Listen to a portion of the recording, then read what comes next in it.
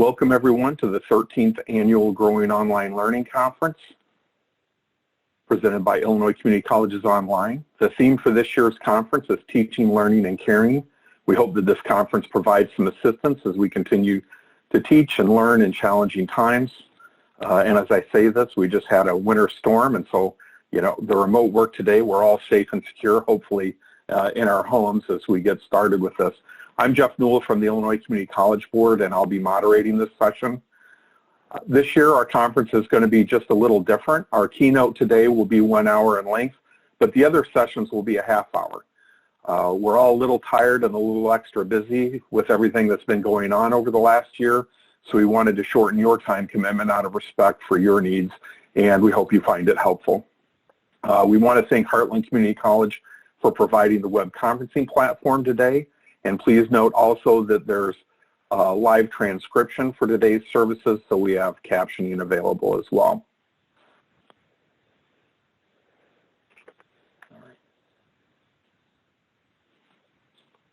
On your screen is the schedule for today's sessions and for all of the sessions this week. We hope that you're able to attend those, and the links to attend the live sessions will be at ilco.net on our resources and events page. And then also the recordings of the presentations and handouts will be available following the conference on the same conference page. And if you have any questions, or please contact me at jeff.newell@illinois.gov. Let me stop sharing.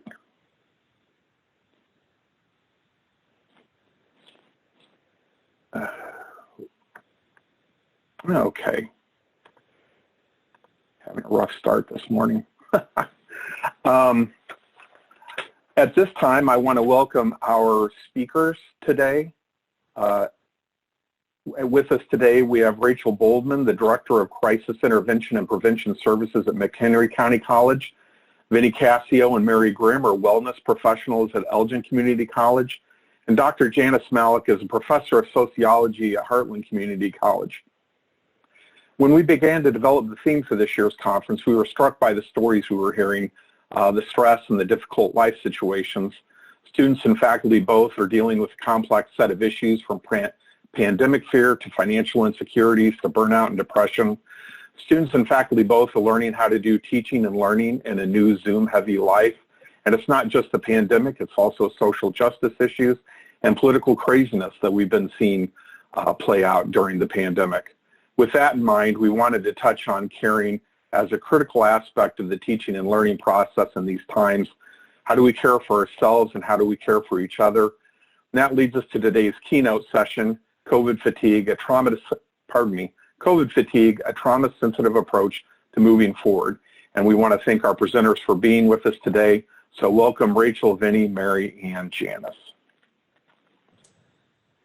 Thank you so much, Jeff. I think Vinny's going to go ahead and get our sharing set up for our presentation. Like Jeff said, we are excited to present this to you. We know that it's been really difficult. My name is Rachel Boldman. I'm the Director of Crisis Intervention and Prevention Services at McHenry County College. I am also a licensed clinical professional counselor. You all want to introduce yourselves real quick so they know our voices. Vinny, you're muted. I'll go first. I'm Mary Grimm. I am one of the wellness professionals at ECC along with Vinny Cassio, and I am also a licensed clinician in the state of Illinois. Hello, I'm Mike Knable from Lincoln Land College in Southern Illinois. Glad to be here today. All right, sorry about that. Everyone can hear me, perfect. My name is Vinny Cassio, and again, I'm one of the wellness professionals at Elgin Community College, and I'm also a licensed counselor. Hi, everybody. Good morning. I'm Janice Malik. I'm a professor of sociology at Heartland Community College, and I'm looking forward to hearing from everybody and learning today. All right. Well, we're going to go ahead and launch. I think I'm done with self-care. All right. We're going to go ahead and launch into our presentation. So first and foremost, if you don't mind commenting in our chat below, how are you feeling? How is everyone doing? We're doing a quick little check-in because we know that a lot has gone on within the past year, going through a pandemic, still going through a pandemic. Political, our last political election was pretty intense, on top of all the things that, the general stressors that we're all experiencing. So most likely, this little video that I'm gonna play, you may have at one point felt this way. And I know from a therapist perspective, these are the common responses that we're getting from our, students or people that we may be seeing outside of the organization. So we wanna have some fun with sharing some TikTok videos for your enjoyment. So here we go. Yeah, I think I'm done with self-care and I think I'm going to enter self-destruction now. So thank you for all your support, but I've decided to be a problem. So if you can relate to this video, we totally understand and we can empathize with that.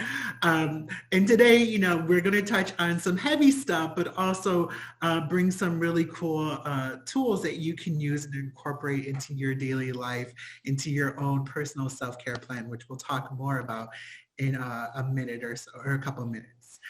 All right, Rachel, go ahead and share the learning objectives. Yeah, so we're really just going to do kind of a broad overview today.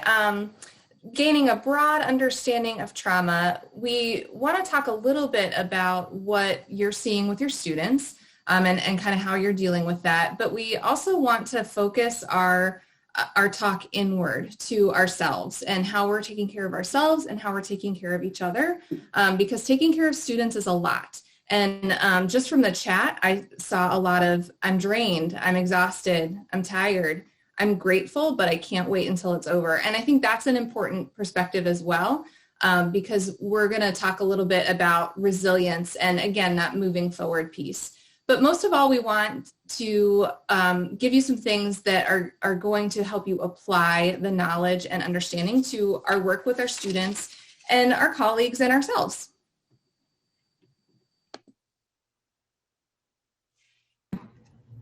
Okay, so before we dive into today's content, we wanted to create an opportunity to intentionally engage in mindfulness. Now, I know the term mindfulness is certainly something we hear a lot, a bit of a buzzword, and I can appreciate that. So I definitely identify with Jon Kabat-Zinn's definition of mindfulness. He defines mindfulness as the awareness that arises from paying attention on purpose in the present moment, non-judgmentally. And a great way to get back to the present moment, to really ground us, is through our breath. Obviously, the breath is something that is essential for us. After all, it's the first thing we do when we enter this world, and it is the last thing we do when we will leave it.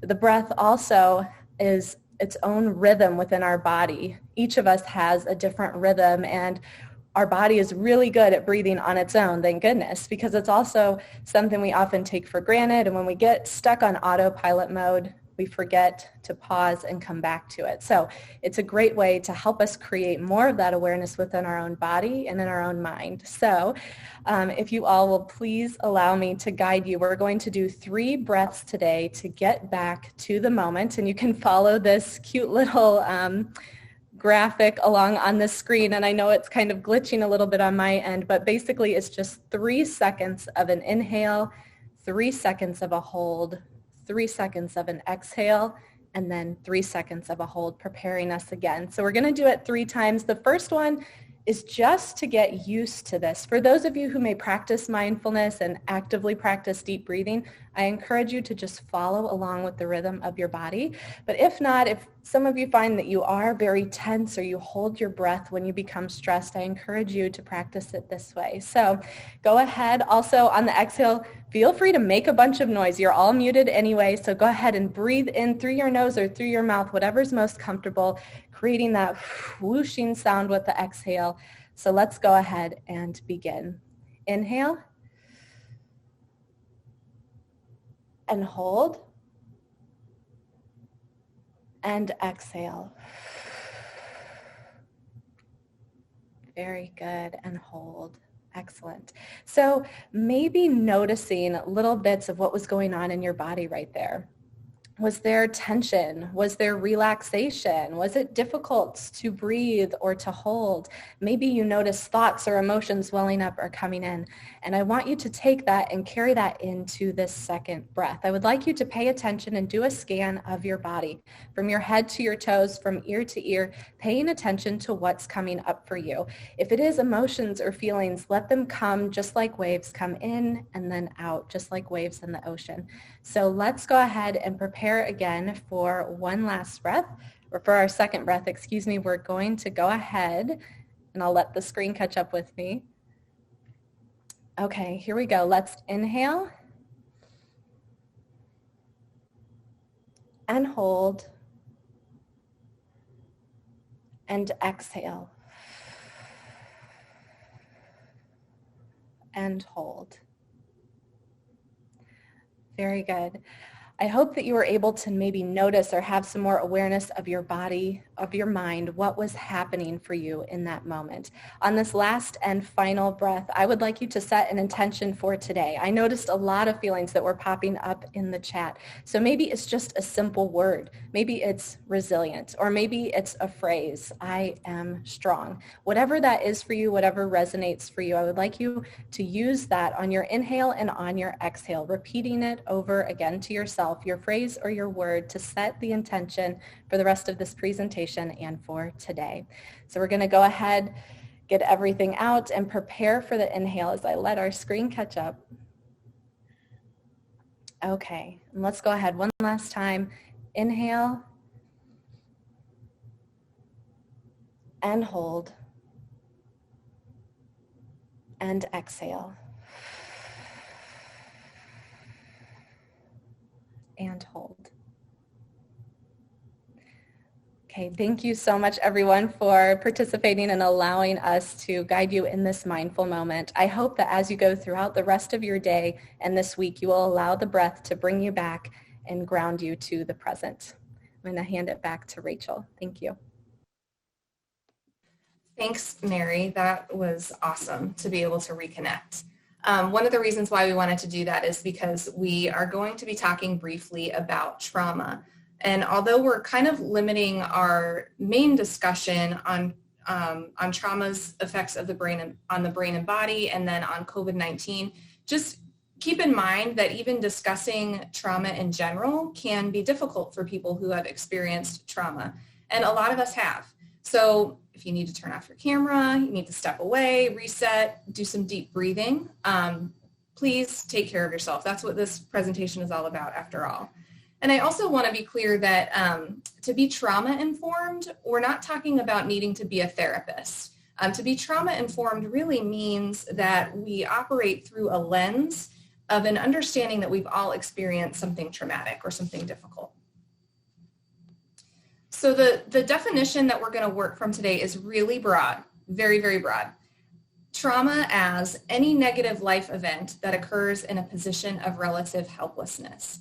I don't know if anyone else has felt helpless during this year now almost of a pandemic, but we have experienced a negative life event in a position of relative helplessness. There's not much that we can do about it. So what does that do to our brains? What does trauma do to our brains? We have very complex brains, and I want to point out two different parts of the brain. Vinny, if you could, there you go, thanks. I think I might be just a little bit behind on my screen. So there's parts of the brain that are kind of behind and underneath what we think of as like the wrinkly part of the brain. So the stuff that's underneath and in the back, that's our old brain. And that is responsible for our involuntary functions like breathing, like our heart rate, regulating our body temperature. It's responsible for our emergency alert system. It processes those initial reactions to perceived threats, and it sends out the hormones and the chemicals that tell the body what to do, which we often know as fight, flight, or freeze. And the new brain that's on top and kind of in the front, that includes the prefrontal cortex, which is responsible for executive functioning, reasoning, our personality, decision-making, and emotional regulation. So here's the problem, is that when we're under stress, our brain, our old brain, thinks that we are being threatened. Even when it's a stressful event, that doesn't necessarily mean that we need to run, but it means that we need to maybe be prepared or we need to take some action. Our brain doesn't necessarily know the difference because all of these effects are happening. We're getting ready. We're tensing up. Mary commented on, holding tension in your body. A lot of that is the response to stress, because if you think about it, if we need to run, we need to get tense really fast because we need a sudden burst of adrenaline, a sudden burst of speed. And our bodies are really, really good at doing that. Bodies are incredible and have adapted to so much. But that's a problem when you realize that our bodies, when we're under stress, are focusing on the things that they need to do to survive, and they're kind of shutting off the things that they don't need to survive, like our reasoning skills and our executive functioning. So that's why it can be hard to concentrate when we're in this stressed out state. So again, perfect for being able to survive a quick moment, survive an attack, but it's not really good for us to remain in that heightened state for long periods of time. So the impact of a traumatic experience that affects and involves entire groups of people is called a collective trauma. And I think we can all agree that we're experiencing something together. We're experiencing a pandemic, a political climate, social unrest, social justice issues. We're experiencing these as groups of people.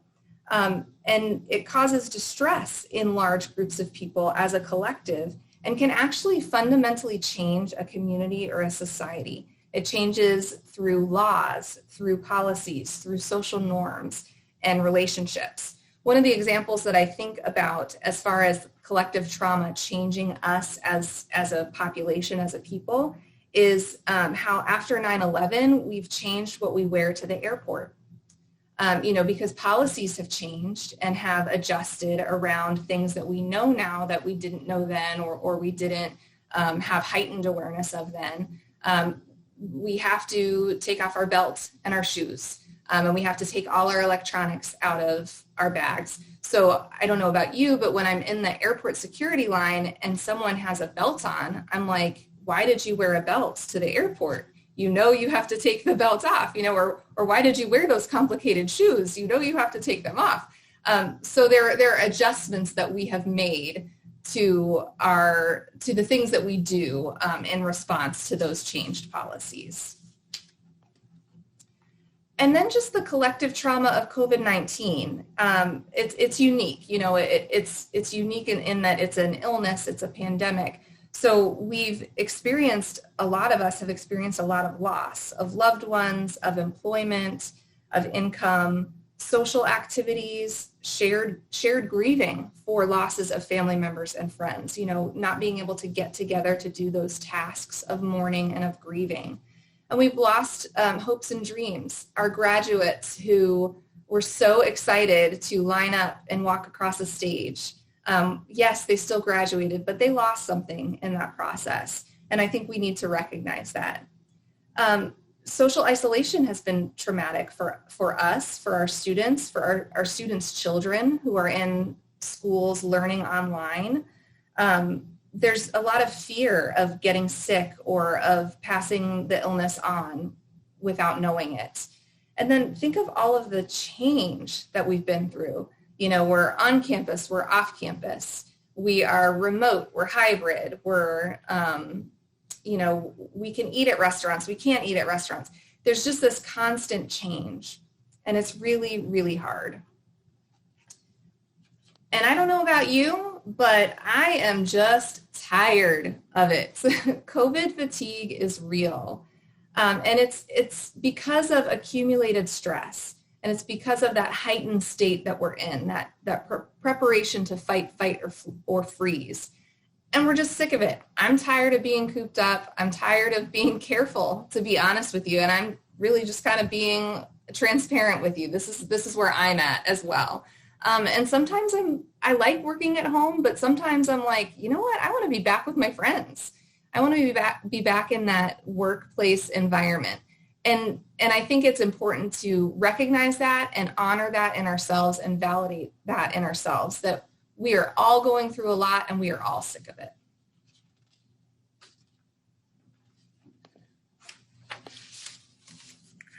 All right. So going back to what Rachel was saying, but then also thinking back of how we all started when everything got shut down, right?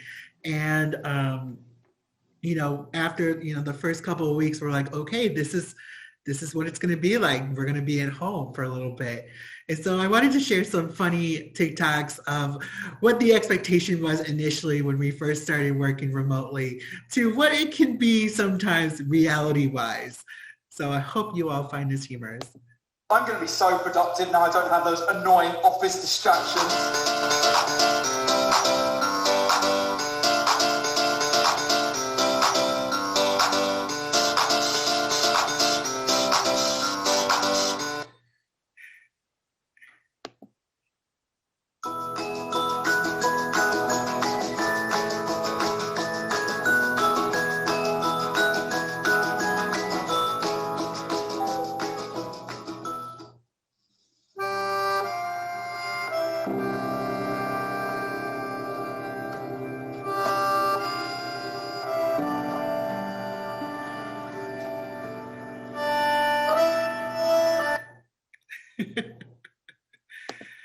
So how many of y'all can relate to those videos? Go ahead and comment on the chat below.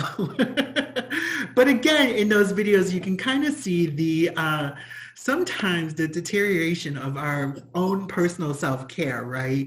And that's something that is while it is funny to see, but it can also demonstrate kind of what we all been going through. But we do want to ask this question. As faculty, working in higher education, what have you seen in your students in regards to their behaviors, or maybe what are some of the stories that they've told you?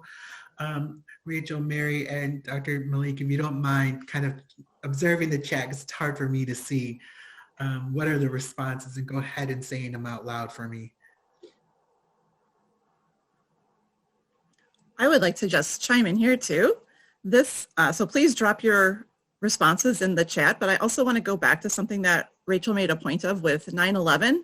We've had these collective moments of trauma, but they've been moments. And if we think about 9/11, if we have students that are 23 years old or younger, they really weren't cognizant of what was going on then. And so they may have been aware of the Great Recession. They may have seen that in their parents when they were 10, 11, 8 years old. But seriously, for our young adults, this is really a huge, huge trauma to lay on them, along with all of us. As a sociologist, we always look at that larger piece.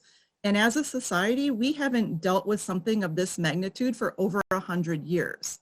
So there's really nobody here that has any muscle memory or living memory on how to deal with this. I keep reminding my students and even my own children, this is historic. As much as that doesn't help anybody feel better, it also means there's really not a roadmap for us. Like, I've never been through this either. And they're looking to me as the adult or the authority in the classroom. I don't know either. And so we really are all in this together, and something for us to think about. Our students are struggling, but maybe so are we. Yeah, and I'm seeing in the chat a lot of students distracted, getting frustrated and overwhelmed, not having direction, needing a lot of structure, or kind of craving that structure. And I want to scroll back up here. Someone said something about students participating in bed, which, I think for us, it's important to kind of have context, that there could be something going on with the student as far as, maybe they're having some depression or having trouble getting out of bed. That's not the case for all students. But I did have a counseling session with a student in their bed. It was as awkward as it sounds. and sometimes that's just not appropriate, right? Right. And we're seeing that students are distracted, or maybe they're tired of the Zoom or all online environment. And here we are, the older generations, perhaps thinking these are digital natives. They'll be fine, but really they're not. They need a break from constant Zoom or constant online as well. I know I've been reading the different reports coming out of the Chronicle of Higher Education on how faculty are feeling, but also the student end of it. And students are feeling like they're doing more and more assignments in the online world than they would have done in the classroom. That's their feeling, whether or not that matches reality. But a lot of those students felt it was busy work and it's making them check out even more. And so I think that's something for faculty to think about in this environment. What are we having them do? Mm-hmm. Mm-hmm. Okay, well, I know there's more comments coming in, and again, thank you all so much for sharing them. And that's, again, one of the reasons why we are doing this presentation today, because as faculty, let's be real, you all are also, should be considered frontline workers as well. You are our defense, if you will. Our students are going to come to you specifically, whether you want to hear it or not at times, sharing stories, sometimes traumatic stories of what's going on and what are some of the factors and challenges that are impacting their academic success. So, again, part of the reason why we're doing this presentation is to put a name to what you're feeling, to help you identify why you're feeling certain things and why you're experiencing certain things, so that way you can work towards bettering yourself as a person, as an individual, but then also having the tools to help your students along the way. So that brings us to compassion fatigue. Compassion fatigue is the emotional, physical, and or spiritual distress that can occur when caring for others. So you'll see that, in fields of mental health, within our field of as therapists, but also in doctors, nurses, CNAs, even home caregivers, or caring for, a sick family member. But now we're seeing it even more so as an educator. And as educators, we all know that you have more responsibilities than are acknowledged beyond just teaching, the curriculum to your students, right? At times, and it's evident, now that we're seeing the impact of education, or this pandemic has on education in general, the world is finally starting to acknowledge that there is more to just, there's more to a teacher's role than just providing the education, right? You're also at times a caseworker. You're also at times a therapist in a way, or a counselor, or a mentor, or something. There's so many different hats that faculty will have to wear at one point or another in their career, that it will take a impact on your level of compassion and your level of energy that you can give to your students. And one of the things, again, that we want to acknowledge is that compassion fatigue is real, and it can occur. And some of these symptoms, if you will, in front of you, such as excessive self-blame, bottling up of emotions, isolating from others, that's just some of the many that can occur when your body and your mind and your soul and your spirit starts feeling overwhelmed. And in these moments, these are good indicators that we want you to pay attention for yourself, so that way you can be proactive or set down some boundaries, which we'll talk about later, that will help preserve your energy and preserve your space. And Dr. Malik, would you mind commenting on how some of these may manifest from a faculty perspective? I am seeing particularly from students, a lot of, I don't want to call them excuses, but the students are really feeling this and saying, I'm sorry, I missed this, I just couldn't, whatnot. I'm embarrassed to ask for this. And so I'm seeing from my students a lot of that excessive self-blaming. Mm-hmm. I'm seeing other faculty members, first and foremost, they feel isolated to start with, I think, and I don't think that's that part is meant in a bad way. We talk about higher ed being siloed, and I think even when we were on campus, my college is still all remote. Even when we were on campus, people would go to their individual classrooms and teach their students. But now we're at home in front of our computer, and that's even more isolating, or that's even a further level of silo that I don't think we knew we could get to. I actually had a colleague reach out to me a couple of weeks ago stating that she didn't think she had even touched another human being in 4 or 5 or 6 months because she lives alone. Mm-hmm. And I'm thinking, how many of our students are like that? And it may not be that they are isolating from others, but just the circumstances have done that to students, and they are alone, and hence they're in bed because what's the point? Why am I getting out? There's no one else here to even give me a hug. Mm-hmm. I think slowly we're seeing, like the TikTok about starting back in March, where the person was all excited to work at home and dressed for every day. We are now to the point where we're lucky if we change out of our pajamas and shower, every couple days, I think, for a lot of people. And we really do need to be aware of taking care of ourselves. And I'm wondering if that's also why a lot of students don't turn their cameras on. I don't want anyone to see me like this. And so I know I hear that from faculty too. I've had to put videos out there, and I hate putting videos out there of myself. But you know what? When you're in front of a classroom, it's the exact same thing. They're still seeing you. And so I think we need to start getting over that and just accepting people for what they look like, for what they're going through right now. Right. Yeah. Exactly. I agree 100% with that. And I think, again, as always, and you're going to hear this throughout the presentation, we always encourage leading with compassion and grace, giving yourself that compassion and grace, because as Rachel said, as we're all saying, we are all going through this at the same time. And not one person has the right or perfect answer, but we do have strategies that we can tap into, and which we're going to talk more about in a moment. One of the things that I do want to point out is this really interesting measure that we've used as clinicians, but you don't have to be a clinician to use this. This measure is available for everyone, and I believe we're going to put it in the chat. Thank you, guys.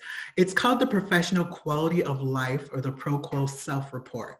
And what this does is a simple rating scale of assessment, if you will, and a list of 30 different type of statements that will assess symptoms such as loss of productivity, depression, intrusive thoughts, jumpiness, tiredness, feelings of being on edge or trapped, or inability to separate personal and professional life. The measure also assesses compassion satisfaction, so the positive emotions that are associated with helping our students or helping others, such as happiness, pride, and satisfaction.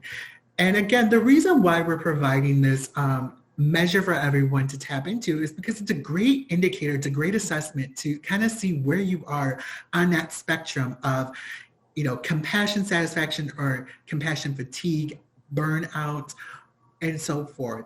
Knowing where you are in that spectrum will give you a better understanding of how you want to plan yourself to get yourself out of that, and to reach out and search for specific resources that will accommodate your needs and help you, again, get you back on track to where you want to be. We encourage this type of assessment to be used in so many different forms. Obviously, right now, as we're going through a pandemic together, emotions, feelings, experiences are a lot more heightened. And so understand that this measure is not a diagnostic tool. It's not there to, diagnose you with depression or whatnot. It is more of a checklist of seeing where you are in that spectrum of compassion fatigue, burnout, and also compassion satisfaction. Because just because you feel overwhelmed and burned out doesn't mean you're not supposed to be a teacher, you're not supposed to be a clinician. No, it just means that, okay, we need to take an assessment of what we've been doing to practice our own self-care, what are we neglecting, and what can we start implementing. So it's a great tool to take a look at that. It's it also in the file, there's instructions on how to self-score. And one of the things that we always recommend is after you take that assessment is to bring it to, a licensed clinician and maybe talk over with a professional counselor about what those results look like and what they mean and how, again, we can address certain things in your life. But going from that, I'm going to go ahead and hand it off to Mary Graham, as she's going to talk to us a little bit about some boundary setting. Mary, could I jump in for just 1 second? Yes, please. This is Janice, so I'm the faculty member on the panel, and I don't have a mental health background, or I have a major in psychology, but that was it. When I took the self-assessment, I changed a number of them. You'll see for the faculty members that there's help within parentheses. And so for some of those, I had to change it to those that I teach. Like, I get great satisfaction from being able to help people, okay, but I'm not a professional in that realm. And so I changed a couple of them up, which, isn't what the measure was used for, but was something that could tailor it more to how I was feeling as a professor during this time. Yeah, and it's actually kind of intended for those help in parentheses to be able to be interchangeable. So yeah. So I'm actually going to talk really quick about how to tackle compassion fatigue, and boundaries is one of the ways to do that. And that's kind of part of being proactive about tackling compassion fatigue, kind of tackling it before it becomes a problem. What you will want to do is to pay attention to how you're feeling, and how you're reacting to situations. And that professional quality of life scale can really help you assess those different areas. Some basic ideas on how to boost resiliency, and how to kind of tackle compassion fatigue are to engage in social relationships. Don't neglect the people that you care about, the people that you love. Connect in ways that you can. If you can't get together, I promise you Zoom still counts as much as we're tired of it. But maybe there's another app that you could use. Some friends of mine have been using Marco Polo, which is really interesting if you've never heard of it, but you record a short video and you send it to the person. I mean, I guess we could text, but it's just fun. You get a little snippet of someone's life. So try to find some alternative ways to engage. Reach out to others, reach out to professionals, but again, also to your loved ones. Pay attention to your exercise and nutrition. Make sure that you're taking care of your body, as well as your kind of self-care stuff. As far as using your resources, maybe there's an employee assistance program that your college uses. And if you can believe this, someone just rang my doorbell and my dog is going crazy. So there's my dog.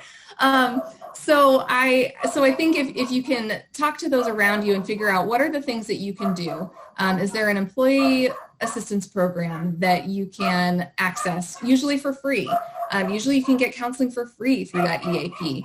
And how can you streamline your work? Are there things that you can do to make life a little easier? Are there things that you can do to automate some of the things that you do? So like in not a Zoom meeting until a dog barks or a child is involved.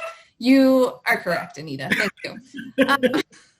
So if you reach out to folks like involved in your learning management system, we use Canvas and MCC, there could be some tools, some add-ons that you can use to automate or to schedule things that then you don't have to be doing those little tiny individual pieces of work every day, every week.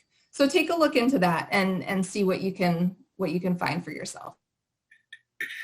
The realities of presenting during Zoom, it's amazing. We love it. But it's real. It happens. So, all right, Mary, go ahead and share some boundary tips for our viewers. Okay. Oh, boundaries. I'm sure we all have perfect and healthy boundaries, right? Especially living in COVID-19, I'm sure. No, but let's break it down and define boundaries. If we're simply defining it, often boundaries are called a line that marks a limit of an area or a dividing line. And often our mind, especially when I'm talking with students, boundaries, the mind goes straight to physical, maybe a fence or a wall, a property line, a door, maybe even a mask. And when we think of these physical boundaries, often we envision keeping something out or a protective measure. But when we view it only in the physical, sometimes it becomes universal. Well, if I have this boundary, there's the expectation that everybody else has the same boundaries. But when it comes to our personal lives, boundaries are just that. They're very personal, and so therefore they're going to differ. So I would encourage us instead to look at boundaries as a line of integrity of our well-being. When a boundary like that is crossed, it would then weaken the structure as a whole. So for example, the skin being a boundary, when it's cut, it loses its integrity. So then when it comes to relationships, whether that's friends, family, coworkers, students, etc., we have to value the integrity of our well-being, because if we don't have these clear and established boundaries, it's going to be impossible to enforce. And therefore, what we've already talked about, fatigue, burnout, anger, frustration, anxiety, and exhaustion. We've mentioned COVID-19 as a collective trauma, which has forced many of us to reestablish, or maybe even for the first time, build new boundaries into our lives. So for many of us, work has invaded and crashed into our home life. For me, before COVID-19, I had a clear set boundary. Work was work, and my personal and private life was my personal and private life. So initially for me, and maybe imagine for many of you, it felt very invasive to have our work come crashing into our home lives. So we've had to reestablish based on what we've learned with this new dynamic and routine, and maybe some of us are still even grappling with, well, how do I restructure and reestablish my boundaries? And that first step in even establishing is getting to know yourself, recognizing what your boundaries are going to be in the first place. So if we're viewing boundaries as the integrity of our well-being, we have to ask ourselves, well, what does that look like? If we're viewing our well-being as a holistic picture, then we're going to have different boundaries. We'll have physical, emotional, social, financial, occupational boundaries. So we have to ask ourselves, well, what makes us comfortable, uncomfortable? What are our values, our beliefs, our priorities, goals and morals, even aspirations and dreams? So for example, if we take someone who works Monday through Friday, 9 to 5, and they say, family is my priority, but they're answering calls after 5, emailing after 8, picking up the phone on weekends and holidays, there's a boundary that hasn't really been established, communicated, and certainly is not being enforced because family is not allowed to take the priority in their life. So once we've identified and established, okay, here's what my boundaries are based on my values, etc., we have to communicate them. And when we communicate them, it comes down to being clear. A yes or a no. I'm not comfortable, I am comfortable. It can't be kind of that wishy-washy gray area in between because people will get confused. It's also important to know that no matter how good a job you do communicating your boundaries to others, it doesn't mean you can control how the person is going to respond. We certainly cannot control how people think, what they feel, and what they do. So reminding yourself that boundaries aren't about controlling or hurting another person. Boundaries are all about you. They're really about you at the core of it and your integrity and your well-being. So you're setting them for you. It's also, I found, very helpful to offer a choice when setting a boundary for individuals because it gives the other person the opportunity to decide what they're going to do with that boundary. Again, that's in their court. So, for example, if someone begins raising their voice or yelling at you, and yelling is not something that you tolerate, you would say, I cannot continue this conversation if you continue to raise your voice at me. That boundary was clear. It wasn't mean. It wasn't aggressive. Notice you did not apologize for setting your boundary. And now that other person can decide, well, I'll lower my voice so they can continue, or I'm going to continue and the conversation then would end. So with this boundary, just jumping up here. After you've set that, you have to enforce it. And that comes down to being consistent, which certainly can be difficult, and even that follow through. So if you're finding that saying no or setting really clear boundaries is difficult, that's certainly a moment to reflect and maybe process with a loved one or even a therapist that, I'm really struggling with being able to set this. So Vinny, you can go on to the next screen. Thanks. And before we jump into this really cute video, she gives some great ideas about how to communicate healthy boundaries with some I statements. But the last 3 things I would say is when you're talking about setting healthy boundaries, number 1, listen to your body. We talked about how it's very personal. So get to know yourself a little bit more and what your values and priorities are. The next, setting boundaries is a process. It's not always easy. It can certainly make us uncomfortable. So it's going to take some practice, and that's okay. We're not perfect. So allow yourself some of that patience and time to really get some healthy boundaries set into place. The final thing, and Rachel mentioned this earlier, build in those supportive people to your life. Some people aren't going to like your boundaries, and they're going to respond in such a way. So build people into your life, that value and respect your boundaries, and that also will honor and hold you accountable to your boundaries. Maybe it's that friend and you are able to get together and they say, hey, I didn't think you were going to answer your phone while we were together, right? I didn't think you were going to text at the dinner table. Whatever that is, build in those people to not only hold you accountable, but to keep you going in how you're setting those healthy boundaries, because your well-being and relationships are going to thank you for it. So Vinny, go ahead. Here are some boundary statements that are effectively communicated. No, thank you. Oh no, that topic is off limits for me. I will not be discussing that. That's private. I'm not going to talk about that. I really appreciate the invitation, but I won't be able to make it this time. Thank you though. I would love to help, but now's not a good time for me. I'm not able to help with that. I need some time to relax and unwind after work, so I won't be taking any calls or answering texts between 5 to 7. I value my privacy. I won't be sharing my passwords with you. Notice with any of these statements, I don't really have to yell or be aggressive. I'm simply assertive and firm. Additionally, there's no blame or judgment involved. Instead, I use I statements as much as possible and put the responsibility of honoring my boundary on myself. And I don't have to be sorry or apologetic for any of my boundaries. Boundaries are so important. Thank you so much for sharing that. That's a great video and great examples of statements that you can use. So this slide is for faculty supporting each other, but also for the administrators on the Zoom. There might be some deans on here, folks who supervise other people, and any staff who might be joining us as well. I think one of those questions comes up a lot is that how do I support my faculty? We have already established that faculty are struggling and that this is really difficult for all of us. And a little validation can go a really long way. Tell them that you see them. Tell them that you see their struggle, that you understand that they're overcoming a lot. Point them towards resources. I already mentioned the EAP for them and ourselves, but then remind faculty often about the resources that are available to students. Keep reminding them about your counseling services or your community resources. We happen to have in McHenry County just a lot of really great community resources that we point students to. So keep reminding them of that.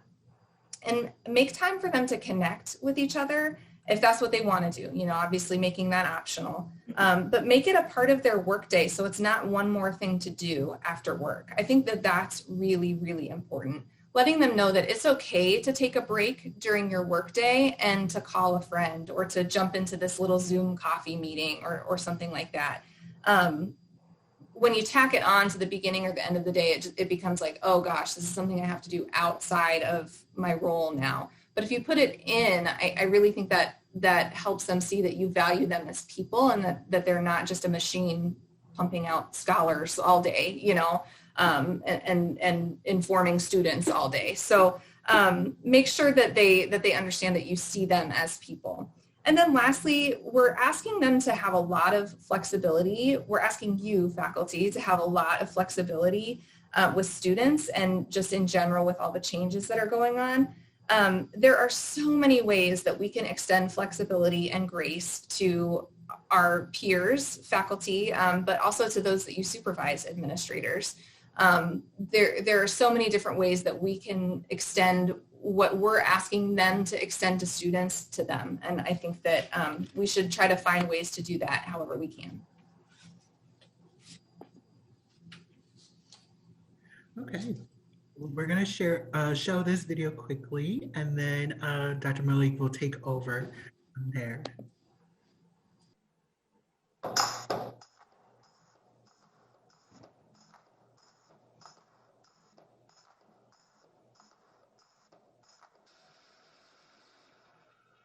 Oh, that's not good. Oh, I don't need this. I'm already late. Somebody will come. Anybody out there? Do you have a phone? No. Sorry. Somebody! Hello? There are 2 people stuck on an escalator and we need help. Now, would somebody please do something?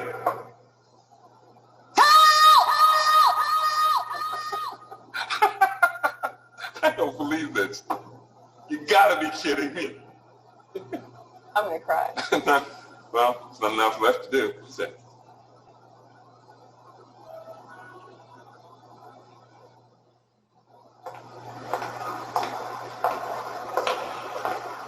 Hello? Hey, don't worry about it. I'll fix it in a second. He said he could fix it. All right. All right. That's more like it. He says he can fix it.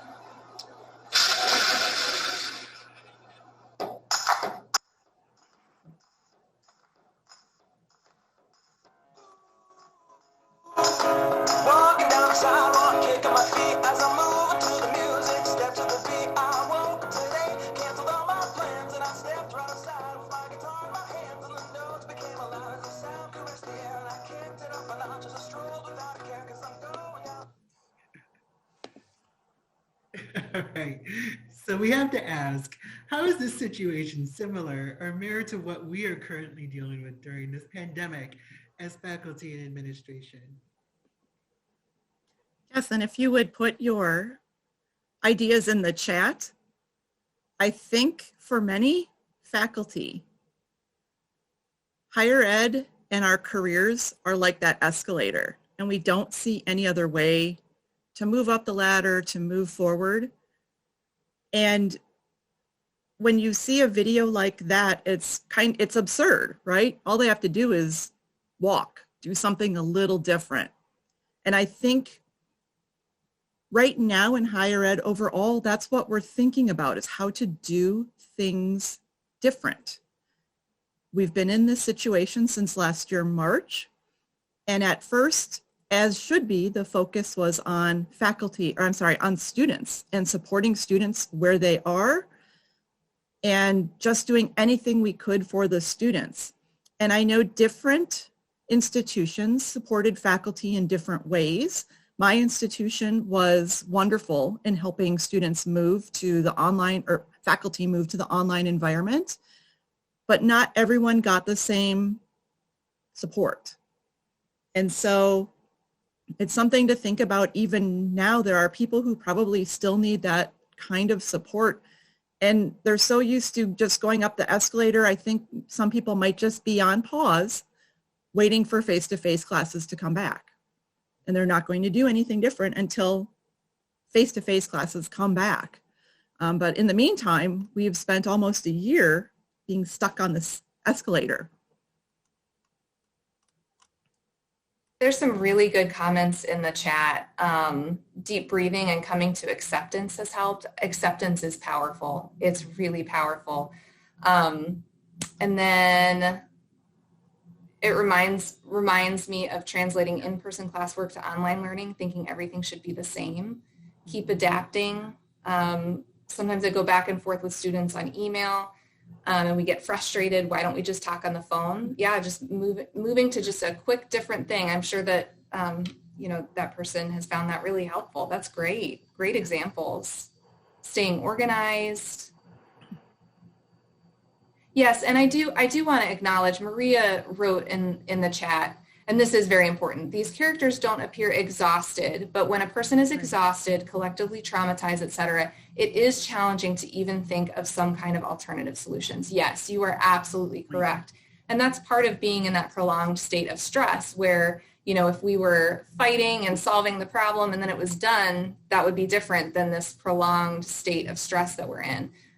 So I think going to some of those self-care, some of those boundary activities can help you kind of reconnect to be able to then see through that fog of exhaustion to maybe some solutions.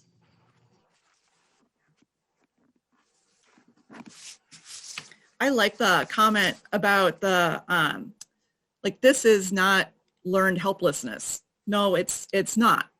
And yeah, we're dealing with this whole thing with our brains on a different level because of all the various built-in collective trauma we've been dealing with. And so, yeah, sometimes even being able to think about what to do next is, we can't. We are just so stuck, we can't. Whereas the people on the escalator obviously could, and they're ridiculous, right? But they're ridiculous, for a point. That at some point we have to start figuring this out. I keep reminding my students, sometimes it's just that change in perspective. I keep reminding them and my own kids that we're not falling behind. We're not learning less than we should be learning. We are all surviving a global pandemic. And that's a whole different mindset. I don't care about maybe certain smaller assignments that my own students or even my kids are doing for school, but I'm more concerned about, yeah, you need to get the material, but are you okay? Because if your brain is not functioning properly because it's traumatized and you're in bed all day, how well are you actually soaking this material in anyway? And that's, as a faculty member, that's part of my job, is making sure that students are learning what they're supposed to learn and obtaining those learning outcomes. But for some of them, there's no forward movement based on everything else that's been going on.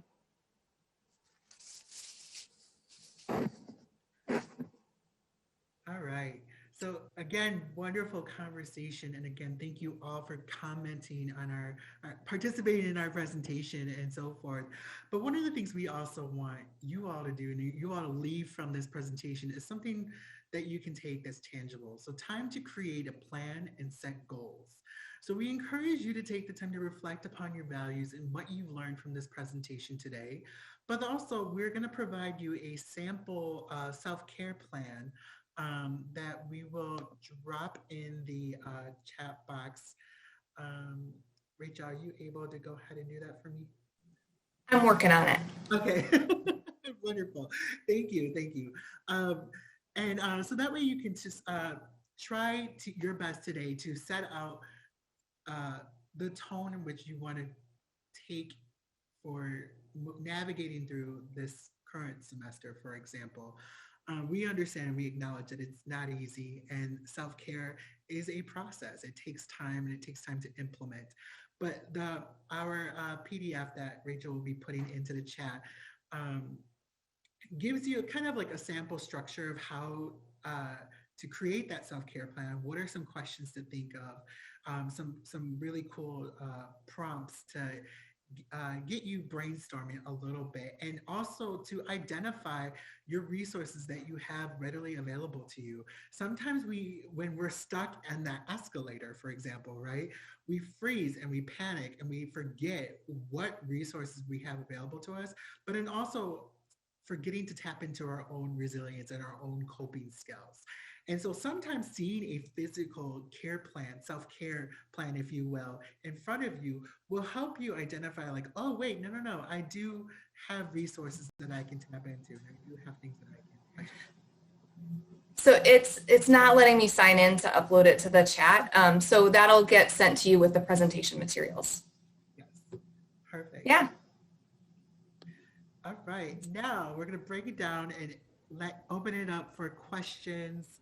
And I think I'm actually going to stop my share. Go ahead, Rachel. We only have like 2 minutes, but would be happy to answer anything, you know, in the chat or any quick questions that you have.